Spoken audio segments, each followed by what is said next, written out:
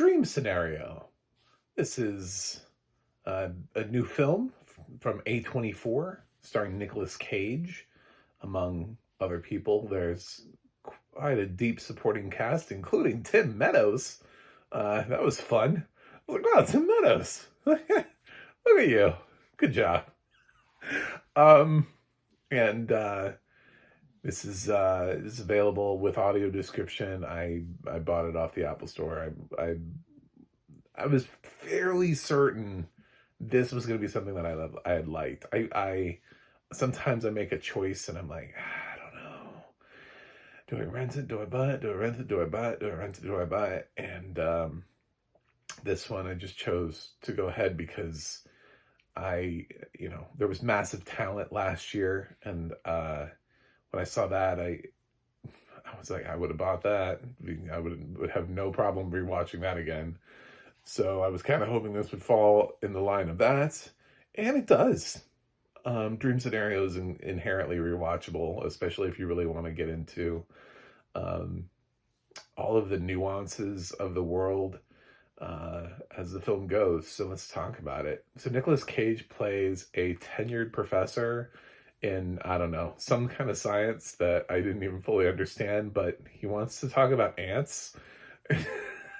It has something to do with genetic history, evolution, and he wants to talk about it. And anyway, because he talks about writing a book and it's about ants. That's all I remember. Anyway, he just starts appearing in people's dreams. And at first, he gets sort of odd looks from people. And a couple of people just kind of mention to him, and they're like, you know what? It's weird. You were in my dream. And then there are people who don't even know who he is. And they're like, no, there was this guy that was in my dream and he was just standing there. And I didn't even know who he was. And then slowly people figure out it's him. And he just starts appearing in everybody's dreams. And nobody knows why. He doesn't know why. He can't control it. He's just this guy that's appearing in everybody's dreams. And for a while he becomes incredibly popular. And so he tries to see where that fame can take him. Suddenly students are attending his class. He's meeting with an agent to see if he can get that ant book made. They're like, nah, dude, we want you to sell some Sprite. Uh, so, he's got to battle with his agent as to what exactly he's going to be doing with his fame. And he's got a family. And it's funny because they have, for somebody who ends up becoming big on social media, obviously they have time where they put the phones away at the dinner table and they have to actually talk. Nicholas. This is such a Nicolas Cage performance, but at the same time, it's oddly not. He has to play like an everyman, kind of like a dullard in many ways. It's not a big boisterous performance for him. It's in some ways it's this goofy dad joke type guy that ends up becoming famous, and it just kind of makes it even better that it's him. Not to have a spoiler, but there's a scene later on, and he's like potentially going to have sex. He's making out with somebody, and he gets nervous and he farts. And he's just kind of like goofily like trying to get through it. He's like, oh, it's really natural. It's actually really helpful. It feels like such not a like Nicolas Cage performance at times, which is what's so brilliant about it, because the film itself feels like it's a Nicolas Cage film. It feels like I would have read the script and given it to Nicolas Cage, but then he's not really given these moments where he gets to have those big, like screaming moments, or like montages of him just sort of like losing his shit in every single film ever. It's not so much here. I mean, there's a little bit of it because he gets kind of angry as when things start turning away from him and things start not working in his favor. because he does kind of think the whole thing is dumb to begin with. But once he buys into it, then he's happy with it. And then suddenly things start to turn for the worse, where he starts appearing in nightmares. And it explores that and explores how people can't be around him anymore. What's really funny is that there are some people, though, who he has not appeared in their dreams. So it's sort of randomized. Like, he keeps talking to Tim Meadows, but Tim Meadows is like, "Nah, I haven't had any of your, I haven't had any of these dreams." So it's interesting that there are still people who, um, in this world, they didn't go for an all or nothing scenario.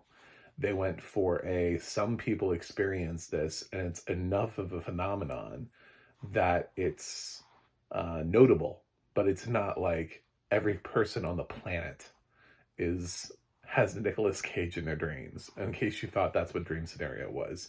Interestingly, this film is produced by Ari Aster, and after watching Beau is Afraid, I was like, I wonder what he would have done as director. Like, especially once the movie moves into nightmare scenes, I actually kind of really would have been interested to see what he would have done with this film as a director, because this film requires so much restraint um early on. Like, he has to have a normal character for like the whole film. He can't be like jump scaring you in the beginning because it doesn't make any sense. He has to just kind of be building to it. But also, when things start turning for the worse, that's when I feel like Ari Aster would have loved that part of film. I think that's probably why he produced it. He was like, "Wait a minute, I like the later half of the film. This speaks to me." And it's like, of course it does. But yeah, the nightmare stuff can be kind of disturbing, but especially when you consider how tonally the film has been the rest of the time, where you've been like the rest of the film. When you get to the the violence and the horror stuff in the film, it's not really not horror, but it's sort of horrifying. It is it's a very those are dark dreams that some people are having. So don't think this film is all puppy dogs and cupcakes, because it does show you some really just Cage has to go in hard in some people's nightmares.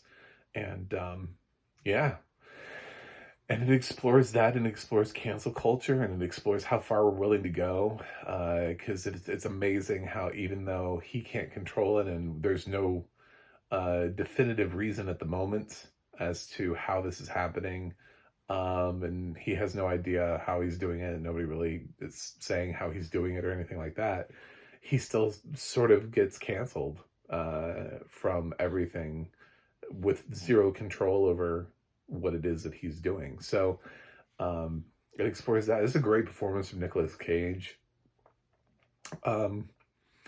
It's a shame that we're at this point in his career where he is landing these roles that are fantastic roles, and we're missing out on Oscar nominations for him. I do agree that this is the right top 5, though, and that Nicolas Cage is just outside of it. Would I put Nicolas Cage in over Leo? Yeah, I would for this. Yes. Because I think in the pantheon of Nicolas Cage performances, this is a far more interesting Nicolas Cage performance, because it's not the kind of typical stuff that got him his Oscars in the beginning. He is a completely nerdier version of himself here. It's not even massive talent where he had to act opposite himself, or recently Pig, where he's quiet. He's disturbingly quiet in Pig. And he's showing us some of his best work in his career, but he's also doing these shitty films still. Please stop giving Cage shitty films. He should not be in the middle of these excellent films and then also be in shit like The Old Way and The Retirement Plan. Like, this should not be. Either we're having a renaissance for Cage or we're not. Pick a lane, guys. Pick a lane. his manager needs to be slapped at bare minimum for just allowing this to happen, because it's so hard to build momentum for a career renaissance for Cage when he turns up in shitty straight to streaming horror westerns and action ripoffs of Taken. You know, it's just whatever.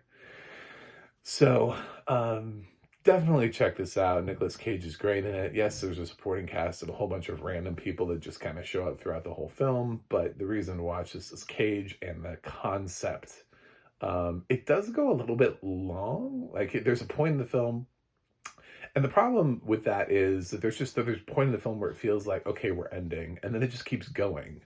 And I don't like when directors don't realize the fact that they've written a scene that feels so cohesively like the ending to a film, and then I'm like, nope. I'm like, wait, what the fuck are we doing? Why is this still going? So, yeah, there's a part in the film where you're like, okay, so we're ending now, right? Oh, we're not. Okay, so it's like a minute. We got like another. No, it's not in the. How long after this point is that? I was like, there's a clear wrap up point in this film, and then it keeps going. I mean, there's interesting stuff that happens, but I was like, then why did you? But everybody, the complaint about Return of the King, how it felt like it had like 8 endings. Like, Peter Jackson just kept ending the film, and then he was like, nope, we're going back over here. We're done. And we're ending again. No, we're not. So, Dream Scenario is definitely guilty of that.